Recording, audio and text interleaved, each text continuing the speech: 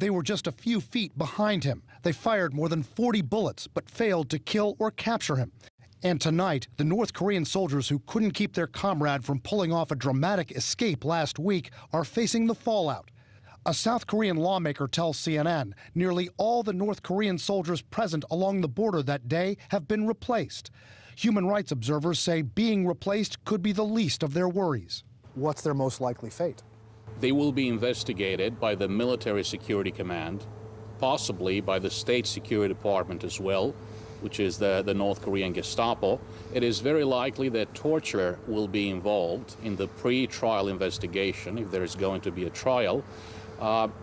It's most likely that they will be charged with treason. Analysts say the North Korean soldiers' dash across the border, with every compelling sequence captured on closed-circuit footage, was such a humiliation for Kim's regime that the repercussions could be felt among Kim's top generals as well.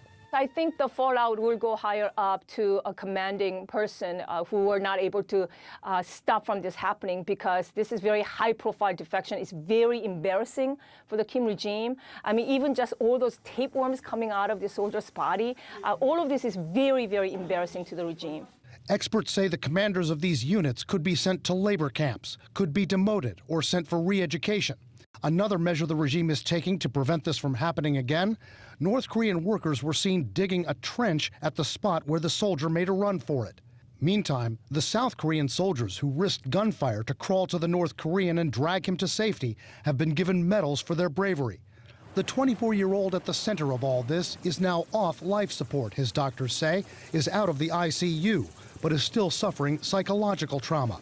Last night that he had a dream that he was kidnapped to North Korea again. Dr. Lee Cook-jong says he's had to reassure the young man that he's safe.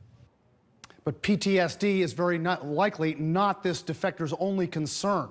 Human rights monitors say the North Korean regime will probably go after his family back home. They could be arrested, tortured, possibly even executed. They say this regime has been known to sometimes wipe out up to 3 generations of a defector's family.